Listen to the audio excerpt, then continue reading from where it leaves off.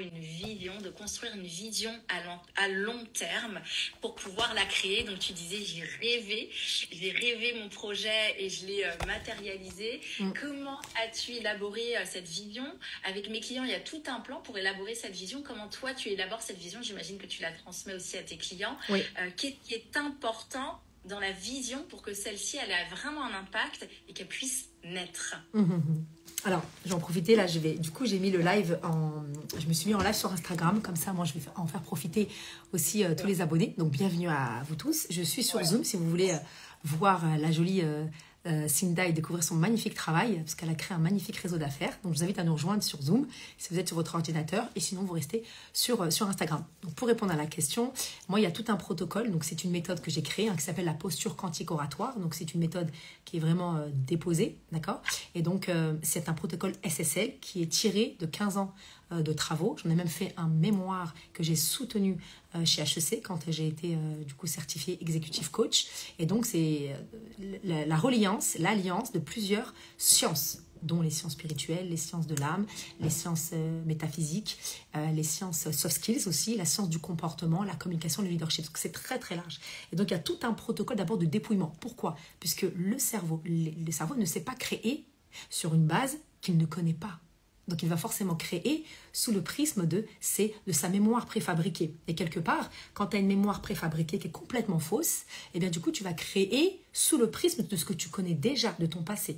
Donc déjà, nous, il y a tout un travail de déprogrammation de tes croyances, donc un travail très pragmatique, très concret, mais aussi métaphysique. Donc on utilise beaucoup la dimension vibratoire pour changer sa vibration. Pour dépouiller, en fait, on dépouille pour laisser de la place. Et c'est là où on va faire rentrer et on va commencer à visualiser. Donc, il y a tout un travail de wording et d'alignement. Moi, j'appelle ça le carré d'or. Je suis alignée avec ma pensée, avec ce que je dis, avec ce que je ressens et ce que je fais avec mes membres. Donc ça, ce sont vraiment des principes clés d'alignement. Et s'il y a un élément en moi qui n'est pas aligné, eh bien, je vais à l'extirper. Parce que sinon, je ne peux pas créer la vie. Donc il y a aussi des outils d'écriture, on écrit énormément, de visualisation, mais moi je suis beaucoup dans l'action. C'est ok, va traîner, va fréquenter, va te plugger, va challenger avec cette version de toi-même. Donc aujourd'hui on est à l'ère du numérique, d'accord? Donc en fait c'est très facile de pouvoir se connecter et d'aller vers les personnes qui portent l'énergie désirée. D'accord? Donc, ça peut passer par Instagram, ça peut passer par des réunions, des retraites. Il y a pléthore aujourd'hui, sincèrement. Cinda, pour moi, ceux qui s'enténèbrent d'injustice avec eux-mêmes, ça demande beaucoup de courage. La souffrance est une décision et le bonheur est une décision. Donc, il y a la dimension membre, je me mets en action, je vais là-bas. Au lieu de rêver ma vie, je vais la chercher. Et à la dimension visuelle, en fait, on travaille sur tous les sens. Et bien évidemment, sur deux autres sens qui ne sont pas sensoriels, mais qui font partie des sens de l'humain, c'est l'introspection et l'intuition, qui sont pour moi des éléments fondamentaux.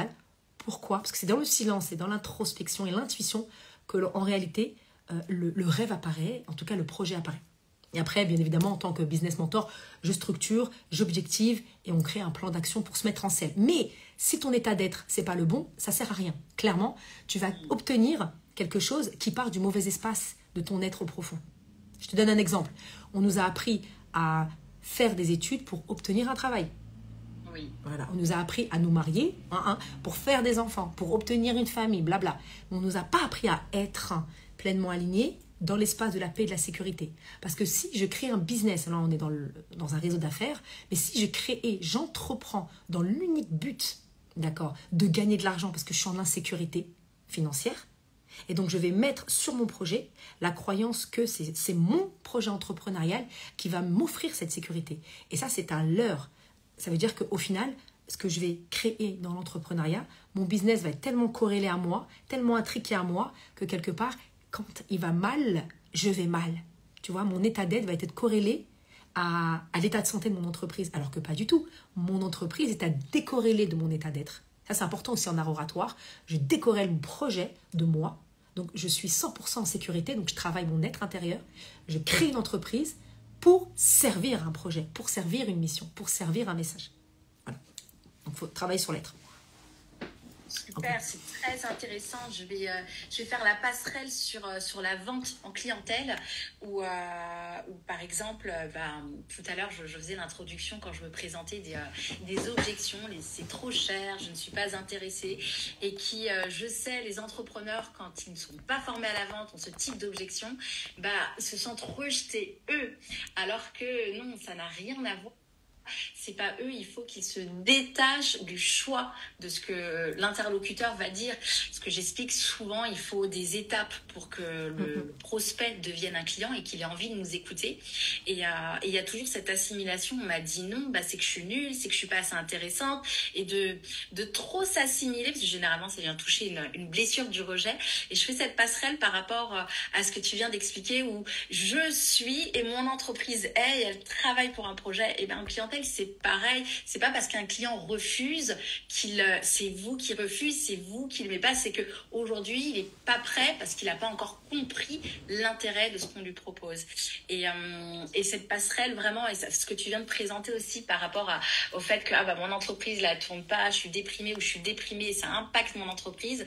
Les femmes entrepreneurs et même je dirais les entrepreneurs le vivent tellement comme ça que c'est important de prendre conscience que c'est deux choses différentes. C'est notre bébé, notre entreprise et nous. C'est deux choses différentes qui doivent travailler ensemble. Merci pour ce partage.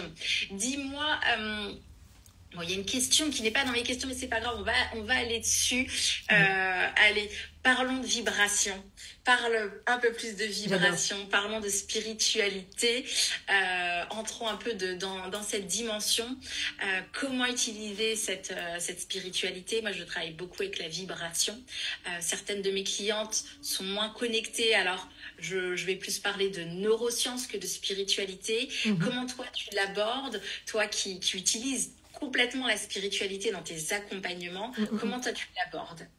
Alors effectivement, moi je vais travailler sur l'aspect, moi je suis très rationnelle, hein, j'ai fait un bac S, j'ai fait de la finance, donc moi j'ai besoin de preuves tangibles, d'accord? Et après c'est vrai que depuis 2020, moi je me suis convertie et donc j'ai besoin aussi de comprendre les textes sacrés, donc j'ai fait un tour un peu partout, hein, j'ai été dans toutes les communautés religieuses pour aller chercher la Kabbale, les témoins de Jéhovah, j'ai été un peu partout, j'ai fait mon marché et puis finalement je me suis posée sur une seule voie qui reprenait toutes les autres voies et donc je me suis rendu compte qu'en réalité c'était très très scientifique et que tout ce dont nous ont enseigné les leaders prophètes, on est retrouvé aujourd'hui dans la science.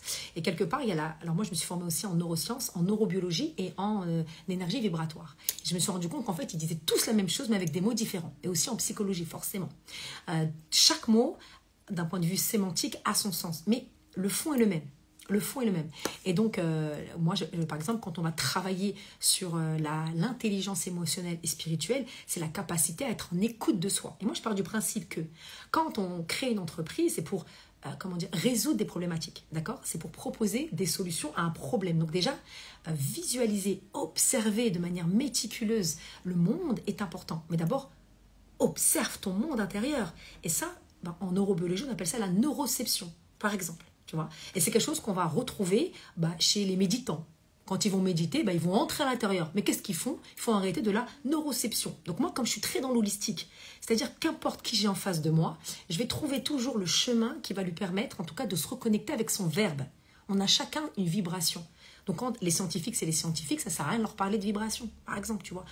Quoique, pour moi, la vibration n'est pas plus scientifique, parce que c'est quand même de la physique quantique, mais ça, c'est encore un autre... Pour moi, il n'y a pas plus mathématique et plus logique.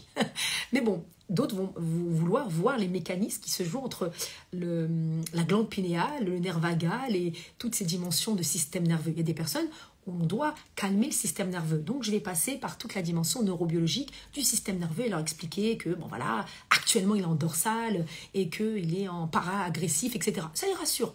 Mais en réalité... tout ça n'a pas d'autre intérêt et d'autre objectif que de changer leur état intérieur. Et on en revient encore à l'état d'être. Donc, moi, la spiritualité, où est-ce qu'elle se manifeste? C'est que, pour moi, c'est le socle. Parce que, qu'est-ce que c'est que la spiritualité? C'est ta capacité à développer ton esprit. Spiritualité, spirit. Donc, c'est ta capacité à développer ton champ de présence. Ta qualité de présence. De pouvoir offrir au monde une présence saine, neutre, sans projection. Parce qu'aujourd'hui, malheureusement, l'ego, il utilise beaucoup beaucoup de techniques, c'est un système de pensée qui va du coup nous pousser à penser dans le but d'être aimé, uniquement. Et du coup, ça crée des dépendances, mais sous plusieurs prismes. Dépendance affective, dépendance matérielle, mais au final, c'est juste vouloir exister. Et pour moi, la spiritualité permet de répondre rapidement à cette problématique-là. Tu existes déjà. On est tous des êtres adamiques, on vient tous du même Dieu. Donc on a de la valeur. Khalas. T'as de la valeur, cherche pas. Donc en fait, moi, je vais directement, c'est le raccourci, quoi. T'as pas besoin de dormir et de rester dans ta halota, dans ta tchoukchouka, dans ta soupe de malheur sur ton histoire. Et t'es pas une religion, t'es pas une origine, t'es pas que la fille de tes parents, t'es bien plus grand que ça. T'es bien plus grand que ça. Et donc t'as de la valeur. Donc arrête de chercher à l'extérieur, t'as de la valeur. Encore faut-il aller questionner tes croyances sur oui, de qui tu viens au final. Parce que si tu viens de parents qui ont eu eux-mêmes une expérience de vie difficile, bancale, qui ont souffert, etc., ça va être compliqué de s'identifier. Donc, nos parents nous ont offert un corps, point barre. Mais la vie vient de Dieu. Donc, j'ai pas à me sacrifier.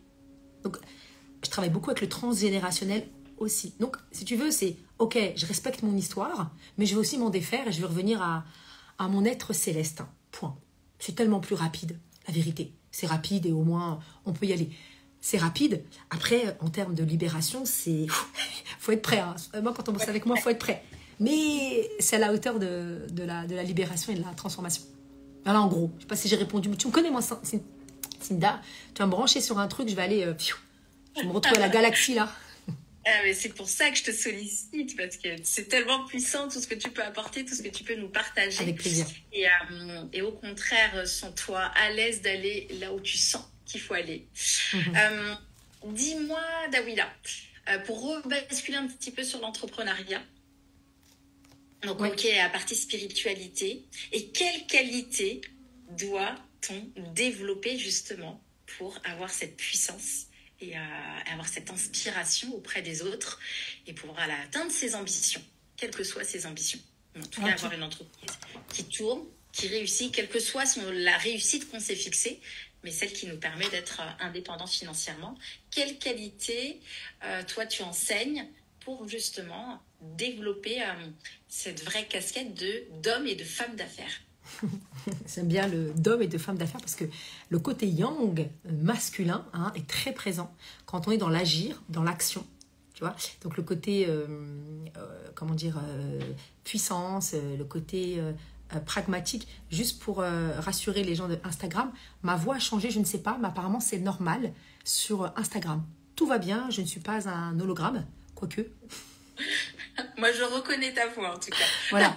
Donc, tout va bien. C'est Instagram qui fait ça, je ne sais pas pourquoi, et qui bloque ma voix, mais c'est OK. Sinon, venez nous rejoindre sur Zoom. Alors, pour répondre à ta question, pour moi, les compétences, ça va au-delà des compétences. C'est un état d'être. D'accord ? Moi, j'appelle ça le SLM. D'accord ? Donc, c'est une méthodologie où on passe du mode SDF, sans dos fixe, sans Dieu fixe, sans croyance fixe, au SLM, Spiritual Leadership Mindset.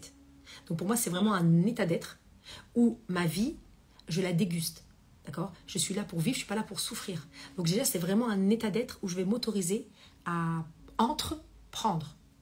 Entre-prendre. Parce que vraiment, l'entrepreneuriat, c'est vraiment j'entre dans un jeu, dans une nouvelle dimension, et je prends. Donc je prends quoi ? Je prends, bien évidemment, de l'argent. L'art de servir les gens, car l'argent, c'est ça. Mais ce n'est qu'une conséquence du service que vous proposez au monde, d'accord ? Mais je vais prendre aussi des nouvelles compétences, je vais aussi prendre de l'expertise du monde, donc je suis aussi dans une ouverture d'émerveillement, donc il y a vraiment la dimension de curiosité, mais il y a vraiment l'autorisation d'entrer quelque part où tout est abondant, d'accord ? Où tout est possible, parce que je ne suis pas là à attendre un salaire, je vais chercher, et c'est aussi un espace où je me donne de la valeur. Je donne de la valeur à que je suis, déjà parce que je suis, sous le prisme spirituel, je suis là. Donc c'est que Dieu a décidé que je sois là. Donc si Dieu a décidé que je sois là, c'est que j'ai de la valeur. Et en même temps, je donne de la valeur à ce que je vais offrir. D'accord ? À l'entreprise, au message. Donc pour moi, c'est vraiment un état d'être qui va demander de voir le monde avec neutralité et de voir l'humanité comme une ressource. Quand je suis connectée à ma source, Tout le reste est une ressource. Et donc, il y a beaucoup d'effets miroirs. Hein. Tu sais qu'aujourd'hui, même le monde fonctionne comme ça. Hein. Il y a une espèce de miroir réel, cristal, entre la Terre et l'univers. D'accord ? Donc, Dieu crée les règles, l'univers les applique, et l'homme en profite. À partir du moment où il connaît la notice. Mais malheureusement, on n'a pas grandi avec la notice de comment fonctionne la vie. Les lois universelles, on ne les connaît pas. On nous a appris comment créer un business plan. Ouais, c'est sympa. Mais moi, si d'ailleurs, je n'ai pas le décodage de comment fonctionne le monde, ça va être compliqué. Le monde, c'est le prisme de l'humain. Donc, c'est vraiment un état d'être. Et quand on est dans l'entrepreneuriat aussi, c'est important d'avoir une relation solide avec soi-même. Parce qu'on flanche beaucoup. On flanche. On va poser des pieds à terre. Et c'est OK. Être OK avec la non-réussite. Je n'aime pas dire échec parce que ça n'existe pas. Mais en tout cas, être OK avec le fait que ça ne marche pas au premier moment. Mais que ce n'est pas parce que le projet ne marche pas du premier coup que du coup, mon grand projet s'arrête.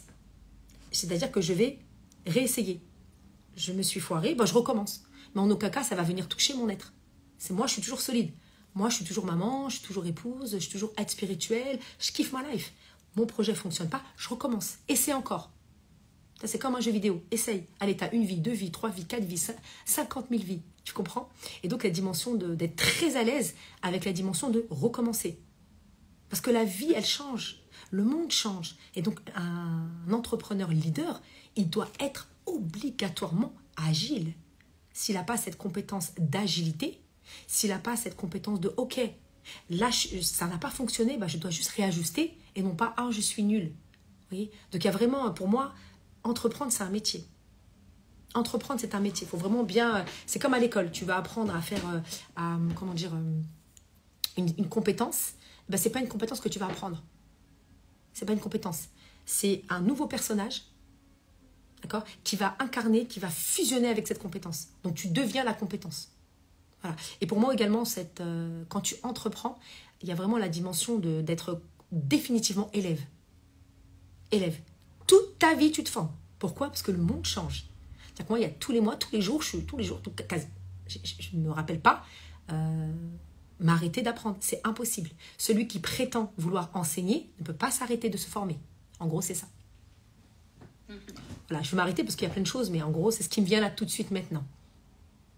Et oui, beaucoup d'entrepreneurs se forment une fois et se lancent et se forment pas aux autres casquettes de l'entrepreneuriat. Et malheureusement, on a une statistique triste en France. Je crois que c'est 70% des entreprises qui ferment au bout de 5 ans. Et souvent, c'est pas lié à la conjoncture, c'est lié parce qu'il y a un manque de formation, un manque d'accompagnement, un manque d'expertise et de savoir et de savoir-faire dans l'entrepreneuriat, qui est souvent oublié par les entreprises. Oui, complètement. Ouais, il y a d'autres personnes sur Instagram, je vous invite à vous connecter à Cinda et à vous abonner à son groupe, parce que franchement, elle fait un travail exceptionnel. Donc, salam à tout le monde, bienvenue à vous, Ramadan Moubarak, bon Ramadan à tout le monde. Une qui disait aussi l'entourage. Oui, on en parlait juste avant. Je réponds à la personne qu'il était important d'être accompagné par... Le réseau est important. Après, pour autant, moi, je suis anti-dev perso, il faut le savoir, comme ça, c'est dit. Pourquoi ? Parce que j'ai un peu du mal avec toutes les phrases qui ont été construites par des hommes avec un grand H. Vous êtes la moyenne des 5 personnes. À un moment donné, il faut aussi s'émanciper et s'autoriser à changer un peu les règles. Je pense que la plus belle fréquentation, plus c'est vous, c'est-à-dire vous avec votre croyance. Moi, je sais, ce que je dis, c'est que vous êtes la moyenne de la relation que vous entretenez avec moi, avec mon Seigneur, avec le Créateur. Plus je suis forte là-dedans, plus je suis solide, plus je la travaille quotidiennement. Et en fait, je vais attirer des personnes comme moi. Tout simplement, qui vont être solides avec leurs croyances. Et du coup, ça sera moins des personnes dans l'ego. Donc dire, non, il faut que tu sois entouré de 5 personnes qui soient au top et tout. Ouais, mais quelque part, tu dépends de tes fréquentations. Moi, je suis pour l'autonomie, l'hétérotonomie. Donc oui, on est interconnectés, oui, on est interdépendants, on est tous connectés par un lien invisible, il n'y a aucun souci. Mais pour autant, mon lien est d'abord vertical. Donc, parce que du coup, les personnes que vous allez attirer autour de vous, si demain elles s'effondrent, mais vous faites comment ? Donc pour moi, c'est du bullshit. Voilà. Donc c'est et je vois souvent ça, ouais, mais il faut être super... Non, moi j'ai commencé, j'étais seule. Alone, seule avec mon Seigneur. J'ai commencé, mes amis m'ont lâché, il n'y a personne qui m'a aidé, sincèrement. Maintenant, j'ai été vers, mais avec ma dimension verticale. Donc le réseau est hyper important, mais ne vous dites pas, oui, il faut s'entourer de bonnes personnes. Je pense que la meilleure personne avec laquelle vous devez vous entourer, c'est vous-même, ça. Parce que sinon, vous allez attendre longtemps. Ça, c'est encore des mécanismes de l'ego, tu sais, ouais, il faut être bien entouré. Ça va arriver, vous inquiétez pas. Comment dire, les lois de l'univers que Dieu a créées sont parfaites. Donc, à partir du moment où vous comptez sur vous et votre état d'esprit, et puis tous vos alliés, parce qu'il y a des alliés aussi invisibles, hein, d'accord? Eh bien, quand je dis alliés invisibles, pas de panique, hein, on est sur les anges, tranquille, hein, on ne sait jamais. Donc, on est vraiment sur la dimension divine qui est en vous. Bah, déjà, comptez sur vous. Et puis, dans les réseaux d'affaires, vous allez tout de suite vous connecter avec des personnes qui vous ressemblent. Moi, il y a des personnes, je vous garantis, des personnes, elles sont venues, on s'est déjà vu, ouais, sûrement dans le paradis d'avant.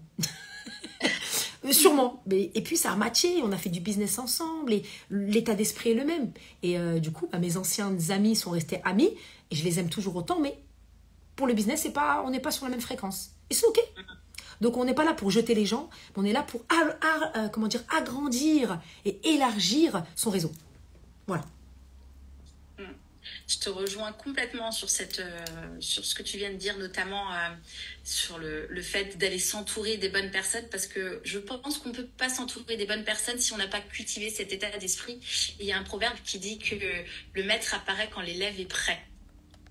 Quand l'élève a le mindset, quand on a le mindset, c'est notre mindset qui va émettre cette vibration, qui va attirer les bonnes personnes. Parce que ça veut dire quoi, les bonnes personnes? Moi, je connais des gens qui fréquentent des milieux beaucoup plus sociaux, beaucoup plus élevés qu'eux, mais qui, pourtant, la personne n'évolue pas forcément parce qu'elle travaille pas son état d'esprit.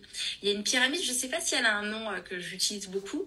Quand on la prend à l'envers, cette pyramide, c'est quand j'aurai, je ferai et je serai. Quand j'aurai de l'argent, je pourrai faire plus de choses dans mon entreprise et je serai beaucoup plus heureuse. Et la plupart des êtres humains fonctionnent comme ça. Quand j'aurai ça, je commencerai ça. Alors que c'est tout le contraire. Et comme tu dis, c'est pas ce qu'on nous a forcément enseigné à l'école. C'est qu'il faut d'abord cultiver le être la personne qui va nous permettre de faire et qui va nous permettre d'obtenir ce qu'on désire. Et en effet, ça sert à rien d'essayer de s'entourer de bonnes personnes. De toute façon, si on est sur une fréquence basse, une mauvaise vibration, ces bonnes personnes peut-être réussiront, mais c'est peut-être des personnes qui vont nous mettre des bâtons dans les roues. Ce ne sera pas les bonnes personnes. Et que la première chose, en effet, c'est aller dépouiller, comme tu dis. J'ai découvert d'ailleurs cette expression avec toi, le dépouillement personnel, c'est ça, hein, oui. D'aller dépouiller pour aller cultiver cet état d'esprit qui va faire la différence et qui va nous permettre d'atteindre ses ambitions. J'en profite, je vais me tourner vers Salomé. Est-ce qu'il y a des questions? Peut-être quelque part. Est-ce que toi, tu as des questions? Ouais, j'en ai dans le chat. Je regarde. Discuter. Tu veux pas que ta zone de confort devienne... Oh là là, alors attends. Moi, j'ai quelques questions effectivement sur Instagram.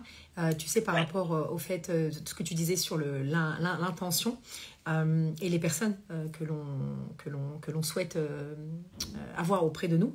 Moi, je dis souvent, tous ceux que j'accompagne dans la cité des leaders, que ce soit en one-on-one, en présentiel ou dans les programmes immersifs de plusieurs mois en groupe, c'est que avant d'être inspiré, bien sûr que c'est super d'être inspiré. Moi, j'ai été inspirée par exemple, le prophète Moïse, qui m'a énormément aidée parce qu'il avait un cheveu sur la langue et qu'il avait peur de parler, etc. Donc, ça m'a beaucoup inspirée. Mais à un moment donné, il faut rentrer dans la matière et dans la masse. C'est-à-dire, incarner la personne qui vous inspire aussi. C'est-à-dire que toutes les personnes qui vous inspirent, c'est pas un hasard. Ce qu'on porte en nous, de manière très secrète, cette chose-là que l'on voit briller chez l'autre. Et donc, c'est pour ça que je dis souvent, quand on me fait beaucoup de compliments, j'accueille. Mais encore une fois, c'est la compétence qui accueille. C'est pas moi, parce que si demain on me fait des critiques, et Dieu sait que j'en ai, c'est pas moi qu'on critique, et puis je m'en fous. Quoi. Vous pouvez vraiment vous lâcher avec moi. C'est ma compétence qu'on m'a critiquée, et c'est OK, parce que je ne suis pas qu'une compétence. J'en ai plein. Et quelque part, c'est OK, je vais aller prendre ce qui m'inspire chez l'autre, parce que ça me montre que je l'ai en moi. Sinon, je ne peux pas le voir chez l'autre. Si je le vois chez l'autre, c'est que je l'ai en moi. Donc, au contraire, si vous le voyez chez l'autre, qu'importe, ça peut être une grosse star ou un comédien, qu'importe, c'est que vous l'avez en vous. Point barre. Point barre. Et donc, je vais aller incarner. Et au lieu d'être inspirée par les autres, je vais devenir moi-même inspirante. C'est-à-dire, je vais quand même incarner ce qui m'inspire chez l'autre. Donc, on est des effets miroirs. Hein. Et puis, le subconscient aime se déprogrammer et se reprogrammer par l'effet miroir. C'est-à-dire que ça lui donne des preuves que ça marche. Ça lui donne le subconscient quand il se branche à des exemples. Eh bien, ça casse une autre croyance que c'est pas possible. Donc ça lui dit c'est possible. Donc du coup, c'est beaucoup plus facile de changer d'état d'être. Il y a une sœur qui parlait ici d'intention. D'intention. L'intention. L'intention, Oui. c'est la base. C'est la base. Voilà. Et pour les questions, c'était, je t'inviterai à regarder, elle va le repartager, Cinda, de mes plus grandes épreuves quand j'ai entrepris. En tout cas, c'est d'avoir été, de ne pas avoir été soutenue par mes amis, ni par ma famille d'ailleurs. Hein. Donc vous avez intérêt à avoir un mindset très solide. Après, c'est normal, c'est pas méchant. Je pense que tu as eu la même chose, Cinda. En fait, moi, ma famille, c'est pas des entrepreneurs à la base. Donc pour eux, il y avait un danger. Donc c'est pas qu'ils ne m'ont pas, soutenu, c'est qu'ils avaient peur. Oui. Voilà, ils avaient peur pour moi. Donc, quand on a peur, on voit un danger. D'ailleurs, dans dangereux, d'ange, ange heureux, d'ange, tu sais, dans le langage des oiseaux, ange heureux, dangereux. Ange. Ah oui, j'avais jamais remarqué sur le danger. D'ange, les anges. Et donc, c'était plus pour me protéger. Donc, il n'y avait pas, ils m'ont mal soutenu. Et je pense que mes amis, c'était pareil. C'était, oh là là, elle rêve trop grand, celle-là. Voilà. Donc, il faut toujours aussi chercher la bonne intention chez les personnes. Et puis, heureusement, moi, je remercie ma famille, mes amis, parce que sans ça, j'aurais pas été confrontée à la question ultime d'Awila. Et toi, tu crois à ton projet? Eux, ils y croient pas. Mais est-ce que toi, tu y crois?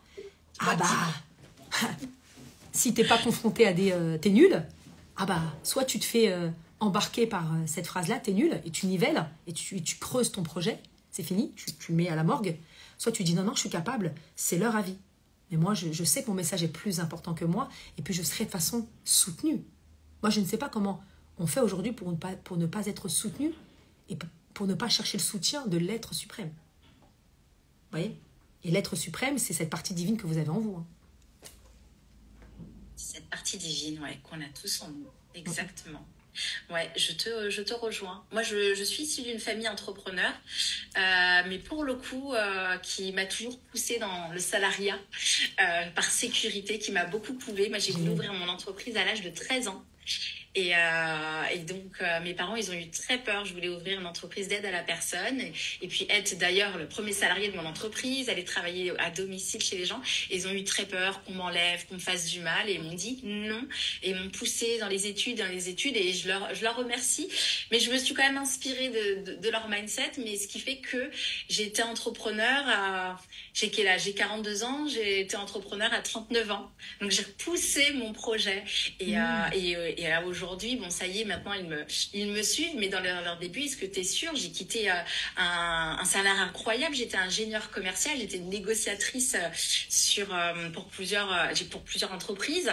Et j'avais un très bon salaire, une très bonne situation. Et d'ailleurs, tous mes amis me disaient, Cinda, tu es folle de quitter cette place. Et c'était vraiment de repartir à zéro, de dire, merci, au revoir, et je recommence tout à zéro. Et tout mon entourage, j'ai eu très peu de personnes qui m'ont dit, si, je crois en toi, Cinda. Et il fallait cultiver, est-ce que moi, je crois en moi? Est-ce que je crois en mon projet?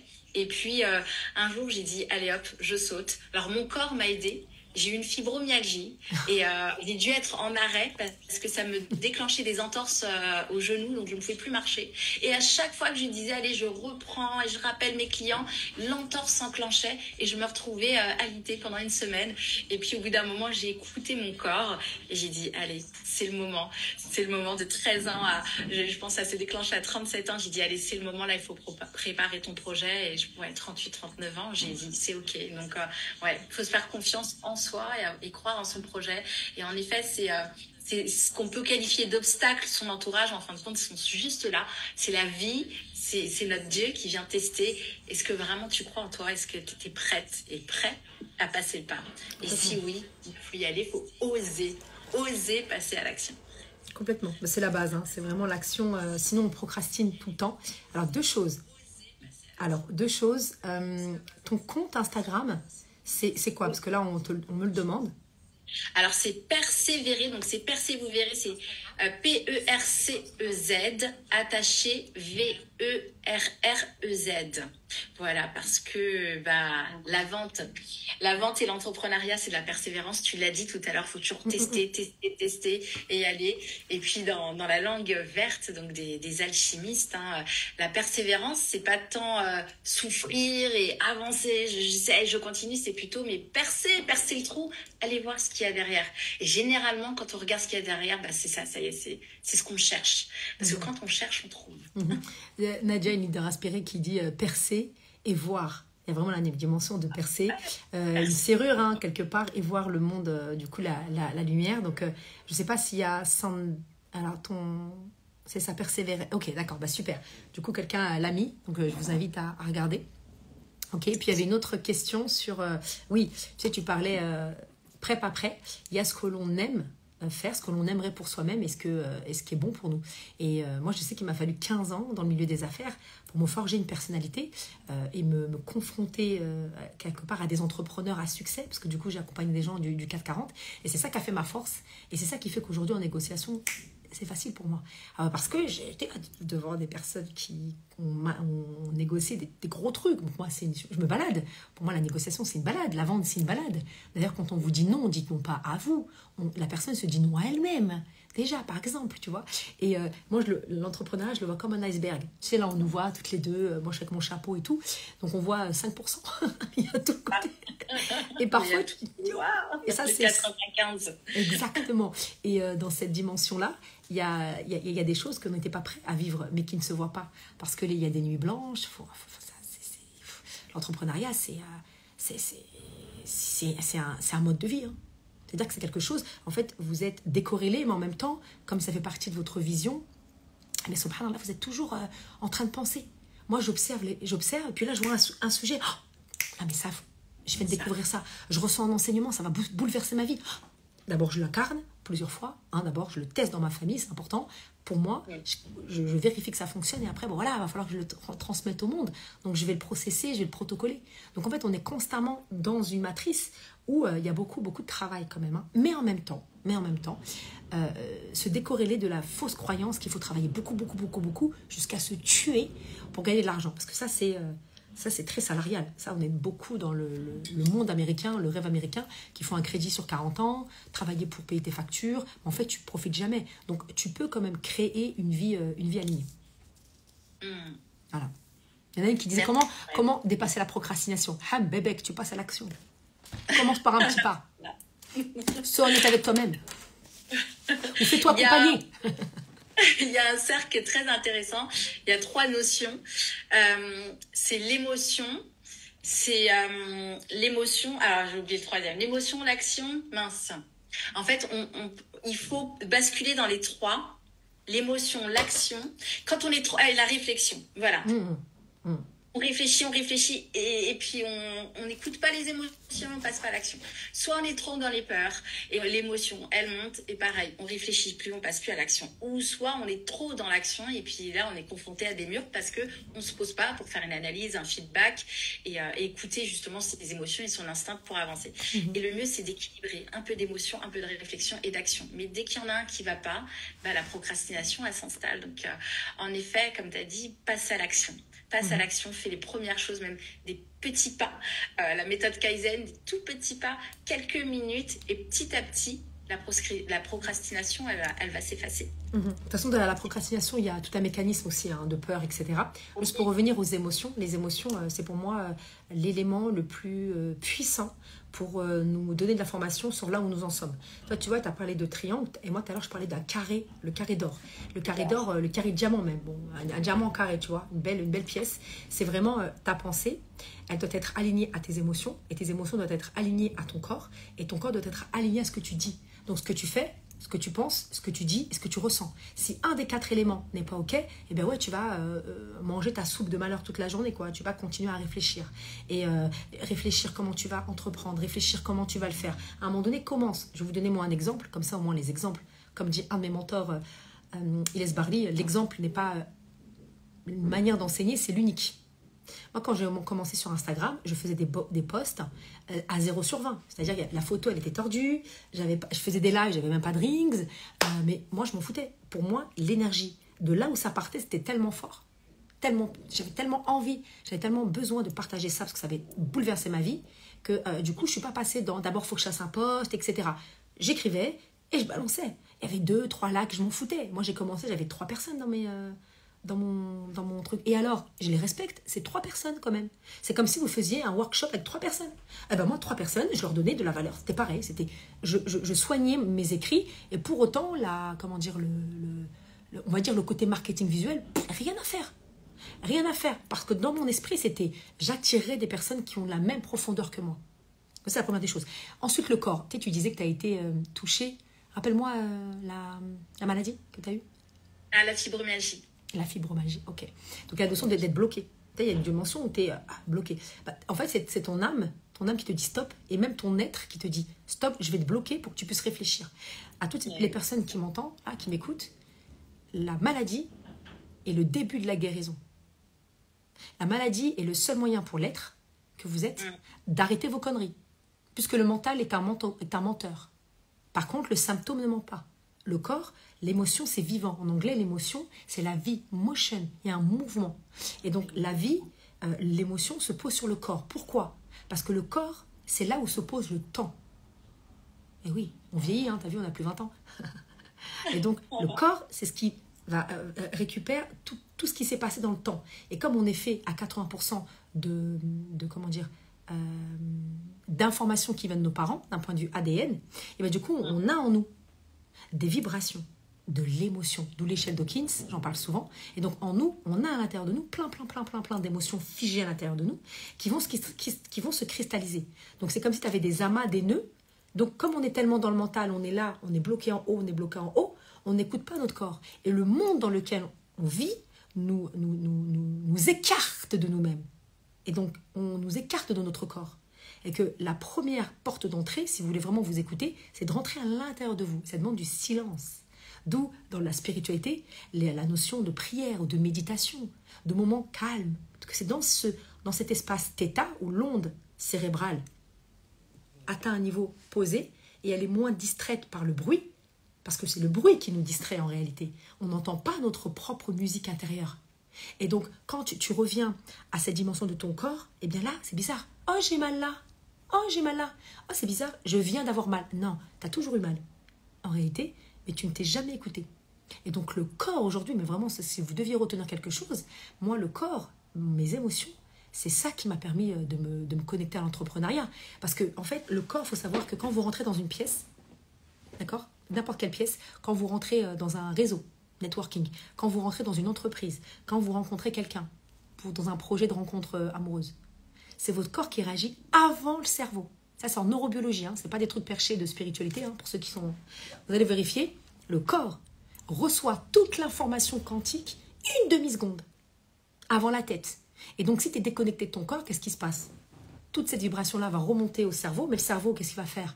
Il va faire sa tchouk-tchouka, c'est son barbecue, il va faire sa cuisine, avec toutes tes croyances, toutes tes perceptions erronées, toute ton histoire, il va te donner une information qui est complètement erronée. Alors que ton corps, il l'a reçu avant. Donc quand tu as chaud, quand tu es attiré par quelqu'un, te dis pas que c'est une réponse à quelque chose de grand. Non. C'est juste une réponse à un état du corps. Donc tu rentres dedans et puis tu observes l'organe. Et comme l'organe est très bien fait, l'organe te donne de l'information aussi. Donc tu vois, tout ça, c'est des clés internes que vous avez tous. Et il n'y a pas besoin de faire des formations en marketing ou je ne sais quoi pour se connecter au corps. Voilà, bon, là on s'est un petit peu éloigné, mais pour moi, le corps est une licorne.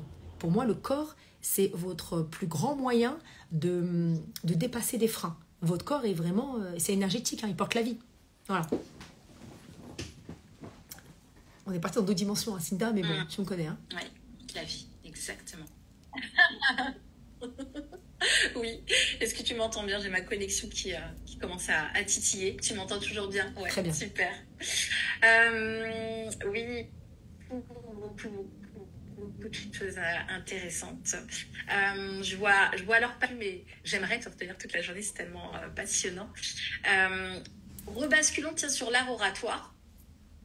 Est-ce que tu peux nous expliquer exactement ce que c'est et nous donner des tips pour le coup, parce que beaucoup n'osent pas faire de conférences, n'osent pas faire de vidéos, mais aimeraient le faire. Qu'est-ce que tu peux leur transmettre? Alors, on t'entend pas très bien, Cynthia. Je ne sais pas si tu peux passer en filaire ou si tu peux passer... passer à l'action. D'ailleurs, j'ai ouvert et que j'ai dit, je vais sortir de Facebook. Hop, là, je récupère mon téléphone. Alors, petite pause. Je vais en profiter pour répéter ta question. Alors, donc, elle disait, qu'est-ce que l'art oratoire? Elle disait, qu'est-ce que l'art oratoire? Et est-ce que j'ai des tips à vous partager? Donc, l'art oratoire, c'est un ensemble de compétences, pour moi, qui sont essentielles à acquérir. Dans l'art oratoire, c'est comme une espèce de caisse à outils. Dedans, il y a la négociation, dedans, il y a la prise de parole, dedans, il y a le débat contradictoire, dedans, il y a la confiance en soi, dedans, il y a énormément de soft skills, comme l'art d'écouter, l'art de la persuasion, l'influence. Il y a énormément de choses qu'on va mettre dans l'art oratoire. Il y a la communication non verbale, il y a la synergologie, il y a l'intelligence émotionnelle, la capacité à détecter et à voir les émotions de votre interlocuteur. Donc il y a tout un panel. C'est pour ça que j'adore l'art oratoire. Pourquoi? Parce que ça va cristalliser les peurs des personnes. Parce que derrière la peur de prendre la parole, il y a tout un mécanisme, plein de mécanismes, plein de schémas, plein de traumas, plein de peurs qui vont s'activer. Donc c'est par là où je passe, moi, pour identifier de manière très chirurgicale la problématique. Et du coup, on ne travaille plus que la prise de parole, mais on travaille aussi des dimensions internes et multidimensionnelles de l'être, d'accord? Et du coup, ça agit sur toutes les strates de votre vie. Donc déjà, l'art oratoire, c'est beaucoup plus grand qu'une simple prise de parole pour mener une réunion de direction ou pour mener un TEDx. J'accompagne des journalistes et des TEDx speakers. Ça va beaucoup plus loin que cela. En termes de... Et maintenant, je vais vous donner une définition. C'est l'art de transmettre une pensée, l'art de servir une pensée dans l'action, pour l'action. C'est l'art de faire vivre des émotions à son auditoire. C'est également l'art de faire passer à l'action son auditoire. Car si vous êtes là, mais que le public ne se positionne pas après votre prise de parole, eh bien, envoyez-lui un PDF ou un slide. Moi, comme je dis, si ce que tu as à dire n'est pas plus important que ton slide, dégage. Si ce que tu as à dire n'est pas plus important qu'un mail, eh bien, tu n'as rien à faire sur scène. D'accord? Pourquoi? Parce que c'est ton corps, c'est ta présence oratoire, c'est ton verbe, c'est les émotions que tu vas mettre dans ce que tu dis, c'est la présence que tu vas mettre dans ce que tu dis qui va créer une connexion avec le public et qui va donner envie à ton public de se positionner ou pas. Donc l'art oratoire, c'est l'art de servir un message pour faire passer le public à l'action en lui faisant vivre des émotions pour qu'il puisse se positionner. D'accord? Parce que c'est vraiment la notion de catalyseur d'action. D'accord? Et il y a aussi une dimension de quand je prends la parole, l'objectif n'est pas de plaire, n'est pas d'être applaudi. Quand tu prends la parole en public, tu es au service d'un message, tu n'es pas au service de ta personne. Et donc tu prends le risque de déplaire, et c'est ok. Ça, c'est important. Donc, si je devais vous donner un tips, parce que l'art oratoire, il y a la dimension esprit et forme. La forme véhicule un esprit, et l'esprit véhicule une forme. Donc, les deux doivent rentrer en alignement, d'accord, pour former un personnage. Donc, c'est votre personne plus votre projet. Donc, vous construisez un personnage beaucoup plus grand, qui est vous, mais en plus maîtrisé, avec une posture du corps. Pour répondre à la question, quelle est la différence entre art oratoire et la rhétorique? La rhétorique fait partie de l'art oratoire. À un moment donné dans votre projet de prise de parole, il va y avoir un moment où vous allez devoir structurer votre message. Donc, il y a des étapes, il y a des techniques de rhétorique, d'accord? Il y a des techniques pour pouvoir rendre votre pitch plus impactant. Donc, voilà, on le fait bien évidemment en art oratoire. Donc, c'est comment je structure un pitch en 2 minutes, comment je construis un speech en 15 minutes ou un TEDx en 18 minutes. Donc, il y a des techniques. Un elevator pitch aussi, ça prend 30 secondes. Plus c'est court et plus il y a du travail. Et oui, parce qu'il va falloir gérer, renoncer à certaines idées, renoncer à des mots. Et donc, il y a véritablement un travail d'orfèvrerie, un travail vraiment de chirurgie où est-ce que ça sert mon projet ou pas? Non, je dégage. Est-ce que cette histoire-là sert le message? Non, je dégage. Ok, donc sur toute mon expérience de 15 ans, qu'est-ce que je vais choisir comme branding, comme réussite qui va servir le projet? Donc, il y a quand même un travail de structuration. Et là, on utilise la rhétorique, bien évidemment. D'accord? Donc, votre pitch doit être préparé en amont. Mais une fois qu'il est préparé, après, c'est l'incarnation qui va compter pour 96%. Donc, vous pouvez passer 7, 8 jours, 10 jours. Et moi, je sais que beaucoup de mes speakers passent des semaines à préparer un pitch qui va durer 10 minutes, 5 minutes, etc. Mais pour autant, le jour J, c'est la manière de le transmettre qui va compter. Donc, injuste, pas injuste, moi, je trouve que tout le monde a un corps. Et donc, vous avez tous une paire de yeux. Vous avez tous un dos. Vous avez tous une posture. Vous avez tous une voix. Et ça se travaille. Il y a des personnes qui n'ont jamais été à l'école pour avoir participé à plein de concours d'éloquence et d'art oratoire. Ce n'est pas forcément les personnes qui ont les meilleures techniques rhétoriques. C'est ceux qui nous ont fait rire, ceux qui nous ont fait réfléchir. Et parfois, même dans les concours d'éloquence, celui qui gagne à la fin n'est pas le véritable gagnant. Vous savez qui est le véritable gagnant? C'est celui sur lequel on va discuter après qu'il ait terminé de parler. C'est celui qui aura laissé une trace dans notre esprit, dans notre corps. C'est celui qui aura créé une confrontation avec nous-mêmes. C'est celui qui nous aura fait prendre conscience si, oui ou non, je suis d'accord avec. C'est celui qui nous aura poussé à la réflexion, qui nous aura même énervé, parce qu'il aura créé un mouvement chez nous. Et ça, je l'ai vu. Les personnes rhétoriques avec leur poésie bloquée sur leurs notes, là, on ne les voit même pas. C'est beau, mais c'est plat. Et l'autre, qui n'a peut-être pas gagné parce que ça manquait de poésie, c'est de lui qu'on le parlera durant le dîner. Donc, c'est lui qui aura gagné et qui aura réussi à persévérer auprès de son auditoire. C'est ça, persévérer. Persévérer, être mémorable. L'art d'être mémorable lorsqu'on prend la parole. C'est ça, de laisser une trace. Laisser une trace, ouais. On se rappelle de nous, aller générer cette émotion chez l'autre. D'ailleurs, on se rappelle d'expériences de notre vie parce qu'il y a eu une émotion forte. Donc, si vous voulez que la personne se rappelle de vous, il faut aller justement déclencher cette émotion pour qu'il ne vous oublie pas 2 minutes après et que vous soyez plus qu'un souvenir tout enfoui au fond de lui. Complètement. Et juste pour partager un tips, quand vous prenez la parole, connectez-vous avec votre regard, avec votre public. Ne le fuyez pas. C'est-à-dire restez fixe, ne soyez pas avec vos pensées, ne soyez pas sur le plafond, ne soyez pas sur le sol. Honorez votre posture et ne les lâchez pas, que ce soit en one-on-one ou même en négociation, ne lâchez pas le regard. C'est le meilleur moyen de se brancher. Et donc du coup, pour être à l'aise avec ce regard-là, il faut être très à l'aise avec le regard que vous portez sur vous-même. Car la manière dont vous allez vous regarder, le monde vous regardera. Et quand j'ai un regard fuyant, qui est tangent, qui est divergent, qui fuit clairement, eh bien qu'est-ce que j'envoie comme message à mon public? Eh bien que je ne m'intéresse pas à mon public. Et quand je ne m'intéresse pas à mon public, eh bien le public ne s'intéressera pas à moi. Tout simplement. Et juste aussi de vous tenir avec une posture de verticalité pour honorer votre colonne vertébrale. C'est beaucoup plus charismatique quand on prend la parole d'être stable, tel un arbre. Okay? Et c'est important parce que d'un point de vue physiologique, ça permet à la voix de se projeter et de résonner et pour que votre message soit entendu, audible par tout votre auditoire. Donc ce sont des clés qui ont l'air très très simples, mais en réalité elles sont beaucoup plus compliquées à mettre en place. Pourquoi? Parce que ça va vous confronter à vous. Parce que c'est le corps. Et c'est ce qu'on retient. D'ailleurs, on ne retient pas votre personne. Le but, c'est qu'on retienne votre message parce que votre personne est éphémère. Et je vous souhaite que votre message soit éternel. Oui. D'ailleurs, il y a une phrase que j'aime beaucoup ici que tu dis, c'est pas votre public qui vous regarde, c'est vous qui regardez votre public. J'ai adoré. Oui, c'est une des premières vidéos, c'est ce que je disais, une des premières vidéos quand je t'ai découverte, je suis tombée sur cette vidéo et là j'ai dit, bon, je vais suivre. Ouais, beaucoup m'ont découverte avec cette vidéo qui dure exactement 25 secondes. Donc vous voyez comme quoi, et je dis juste cette phrase-là, c'est pas le public qui vous regarde, c'est vous qui observez le public avec amour, partage et bienveillance. Donc il y a vraiment une notion d'aimer son public, d'aimer l'autre. La dimension de ressources, la dimension de partage. Le public n'est pas là pour me juger. Mais si vous arrivez devant votre auditoire avec cette peur au ventre et vous dire oh, qu'est-ce que c'est que toutes ces paires de 2 yeux, mais qu'est-ce qu'ils me veulent, ça va se ressentir. Alors que c'est vous, c'est moi qui vous regarde. C'est moi qui offre ma présence à ce monde-là. Ça change radicalement.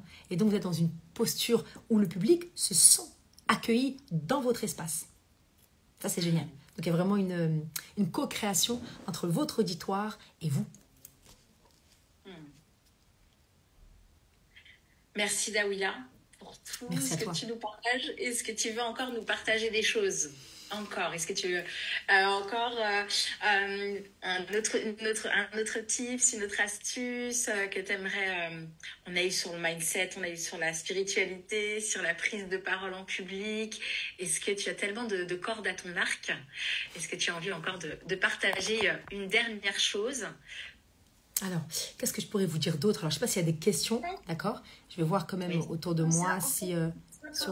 On a des- Attention, Hanen, on t'entend, Hanen. Il faut couper son son. Elle est fermée. Ouais. Voilà, Alors, c'est bien vos sons, je ne l'ai pas forcément sur mon visuel. Si j'ai une question, mais tu as peut-être déjà répondu, tu as peut-être répondu, quelle est la différence entre l'art oratoire et la rhétorique? oui, j'ai répondu, ouais. Tu as répondu à celle-ci. Hein. Ouais, ouais. On entend... Alors là, il y a une question sur est-ce qu'en tant que professeur, je dois faire de l'art oratoire? Alors pour moi, l'art oratoire, c'est essentiel à partir du moment où tu ouvres ton bec. Point. Parce que tu parles pas quand tu es prof, comme tu parles. Moi, Daouila Salmi avec ses copines, elle est détente. Hein. Elle est allongée comme ça, elle bégaye, elle regarde en l'air. Donc quand tu prends la parole, tu rentres dans le vortex de l'art oratoire. C'est fondamental. Il y a des codes. Et l'idée, c'est que ton public, en tant qu'enseignant, professeur, c'est des élèves ou des experts, je ne sais pas, qu'importe le niveau d'où ils sont, mais le but, c'est quand même qu'ils puissent retenir un minimum ce que tu dis, qu'ils puissent comprendre. Donc la manière de transmettre, elle est fondamentale. Si tu as une voix dans le nez, j'aimerais vous parler d'un oratoire, c'est l'art de transmettre, avec un dos comme ça et tout, tu n'as pas de présence. Il ne faut pas s'étonner que les élèves ne retiennent rien. Donc pour moi, dès que tu es dans la transmission, formateur, conférencier, mais surtout enseignant et professeur, c'est fondamental. Mais même en discutant avec ton époux, avec ton compagnon, avec tes amis, là, au moment où tu sens que ce que tu veux dire est important, il faut que tu rentres dans toutes ces techniques-là, qui sont en réalité innées. Attention, hein, elles sont innées. Maintenant, elles sont niées. Innées, mais niées. On ne nous a pas appris à les stimuler, d'accord? Parce qu'on a associé la prise de parole en Europe, dans les pays occidentaux, on l'a beaucoup associé à la rhétorique, à l'éloquence, c'est-à-dire à la dimension de plaire. Et tout petit, on nous a appris l'art oratoire avec la poésie. Juste, on va faire un petit remake en arrière, un rebobine, d'accord, un forward. Et petit, on nous a appris à prendre par cœur une poésie, on nous a appris à lever la main pour prendre la parole. Donc, on a coupé la spontanéité d'enfants de 6 ans qui sont de base leaders et verticales, tu vois. Et de 3, on nous a demandé d'apprendre par cœur, de lever la main, et de réfléchir avant de parler. Donc, t'imagines, en fait, il n'y a plus de spontanéité. Et ensuite, on te demande d'aller sur l'estrade, et on te demande ensuite de réciter, et on te met une note. Donc, petit, on nous a mis une croyance qui a bien été engrammée dans notre chair, tu vois, qui est, quand tu prends la parole, c'est pour avoir une bonne note. Donc, c'est pour être aimé. Donc, imagine la névrose de l'adulte. Quand je prends la parole, je dois avoir une bonne note. Donc, je dois plaire, donc je dois être hyper compétent, donc je ne dois pas faire d'erreur, donc je dois être hyper intéressant. Donc, t'imagines les peurs derrière? Prendre la parole, c'est être jugé, ne pas être intéressant. Il y a tout ça qui vient en toile de fond. Moi, j'appelle ça la musique intérieure. Mais c'est une musique d'horreur. Donc, du coup, tu n'es plus au service du message, tu es au service de toi-même. C'est horrible. Donc, tu utilises ton message pour te donner de la valeur. Il y a un problème. Il y a un véritable problème. Refaites-la doucement. On utilise le message pour se donner de la valeur. Donc du coup, si la personne n'applaudit pas, si j'ai pas de like, vous vous effondrez. Donc il faut vraiment revenir à, par exemple dans les pays anglo-saxons, comme aux États-Unis, dès 6 ans, un enfant, on ne lui dit pas lève la main, réfléchis. On lui dit alors, comment s'est passé ton week-end avec tes parents et raconte-nous un échec. Et donc l'enfant, il a 6 ans, et il va utiliser la parole pour parler d'échec. C'est pas la même chose, il n'est pas noté. Au Danemark, c'est pareil. Donc déjà, il y a eu un conditionnement, et d'ailleurs c'est pour ça qu'on le voit chez les politiques, et des personnes qui sont dans la politique et qui prennent la parole, qui sont beaucoup dans la rhétorique. Je suis désolée, qui d'entre vous se souvient du message d'Emmanuel Valls? Qui d'entre vous se souvient du message de Sarkozy? On s'en souvient pas, si ce n'est travailler plus pour gagner plus, mais il n'y a pas réellement de messages qui ont laissé des marques comme Gandhi, comme Mère Teresa, comme Malala, qui elle, quand elle prend la parole, c'est pas pour être aimée, on le voit. C'est pour servir un message. Donc elle va utiliser tout son écrin, son corps et tous les dons de Dieu pour servir le message et pour que ce soit le plus audible. Donc ça, c'est quand même fondamental. Donc déjà, l'art oratoire, quand tu as vraiment envie que ton public retienne, comprenne, ressente et fasse quelque chose, tu as intérêt à utiliser les techniques oratoires. Parce que moi, si je ne les utilisais pas aujourd'hui, avec vous, avec toi ou avec toi, parce que moi, de base, j'ai un bégaiement, j'ai un trouble de la parole. Si je travaille pas et que je rentre pas dans la posture d'oratrice, entre guillemets, ce que je vous dirais serait incompréhensible. Rien, vous comprendrez rien.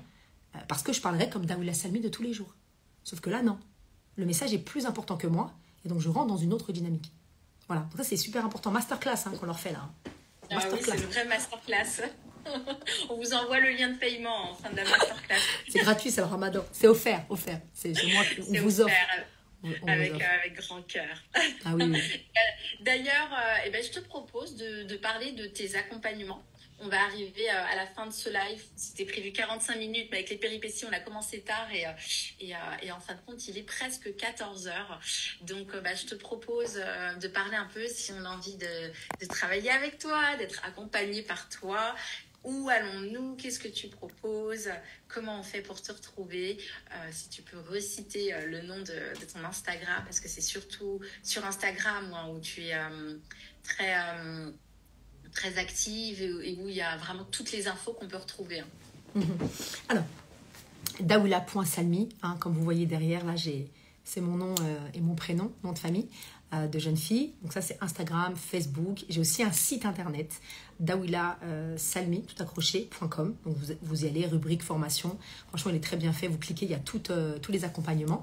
Donc là, j'ai prochainement une actualité très très riche. Je serai je serai au Sénégal, mais ça y est, tout est plein. Donc pour accompagner des leaders entrepreneurs par rapport à leur projet d'emménager au Sénégal. Donc la diaspora, c'est un retour de la diaspora en Afrique. Donc ça, c'est pour le mois d'avril, c'est déjà complet. Il y a également je serai au Maroc. Je serai au Maroc à Tanger le 21 avril pour aussi une journée sur l'entrepreneuriat spirituel, en tout cas le leadership spirituel, avec la dimension d'art oratoire. Donc on sera à Tanger. Donc là, c'est Myriam. La publication est sur mon compte. Donc je vous invite à voir avec elle pour vous préinscrire parce que c'est très petit. Ça se passera dans un magnifique riad. Après, qu'est-ce que je serai en Turquie, mais là, ça, c'est plus pour du mentoring. Et pour les formations en présentiel autour de l'art oratoire et du leadership 360, la prochaine session de disponible, c'est juin. La session d'avril est complète. Et pour rejoindre la Cité des leaders inspirés, qui est un programme incroyable de dépouillement au service du déploiement, ce sera les prochaines inscriptions, ce sera pour septembre. Pareil, c'est un petit comité. Donc je vous invite à vous inscrire. Et pour tout ce qui est mentoring, ça passe en DM. Vous aurez une de mes assistantes qui répondra à vos questions. Et si besoin, je peux aussi y répondre. Et puis il y avait autre chose, l'Algérie. Oui, l'Algérie, bien évidemment, l'Algérie, je l'ai fait en novembre dernier.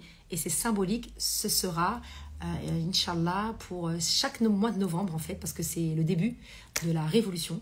D'accord, de tous ces peuples opprimés. Donc ça a démarré un mois de novembre et donc symboliquement, je ferai le grand événement que j'ai déjà fait en Algérie au mois de novembre. Je le referai en novembre 2024. Voilà pour les grandes bases, mais tout est sur mon compte. Ah oui, j'ai vu aussi une question passée qui était sur le e-learning. Oui, moi j'ai un programme e-learning très très complet sur la structuration du pitch, sur les fondamentaux de l'art oratoire, sur les techniques de négociation, sur le transgénérationnel. Il y a beaucoup de contenu. Donc ça c'est du e-learning, c'est disponible immédiatement. Vous allez déjà avoir le mindset de leader, vous allez déjà avoir toutes vos clés pour structurer un pitch. Et il y a plusieurs masterclass holistiques et avec toutes les 6 semaines un live questions-réponses avec moi. En gros, c'est ça. Donc il y en a pour tout le monde en gros. Voilà, pour faire court. Super, ouais, c'est très très complet ce que tu proposes. Merci beaucoup pour cette intervention, pour cette présentation, cette animation et tout ce que tu nous as partagé aujourd'hui. Est-ce qu'il y aura d'autres questions? Peut-être Salomé, des dernières questions? Non? En tout cas, vous pourrez toujours en partager sur nos Instagram en dessous des lives et sur Facebook. Et je vous remercie à tous aussi d'avoir participé à ce live persévéré. Et je vous dis donc à un prochain live très bientôt qui aura lieu avec une experte en coaching coaching féminin et coaching sportif. On vous communique la date très prochainement sur Femmes Entrepreneurs, donc le groupe Facebook que j'anime. Donc je vous dis à très vite. Dawila, je te garde. J'invite tout le monde à se déconnecter et je te garde quelques instants. Je vais te remercier vraiment. Je tenais à te remercier pour toute cette belle énergie, ce que tu fais aussi pour les femmes. J'aime beaucoup cette dimension et cette vision que tu as. C'est pour ça que j'avais accepté de faire ce live avec toi, parce que j'en fais très très peu. Je fais beaucoup de live avec les leaders inspirés. Donc merci pour ce que tu es, pour ce que tu proposes, et aussi pour l'espace que tu offres à toutes ces femmes. Donc vraiment pour les personnes qui doutent, qui ont du mal à se lancer, rejoignez son groupe d'affaires. Vous aurez énormément de soutien. Et moi je vous dis tout Instagram, là, parce que du coup je vais aussi couper Instagram, je vous donne rendez-vous demain, je serai en live avec Akima Momen et on parlera de santé et de leadership. Je vous dis à très vite. Donc je coupe ici et je reste avec toi ma chère Cinda. Salam alaikum, que la paix soit sur vous mes chers leaders. Inspirés, je mettrai ce live en replay bien évidemment. Salam.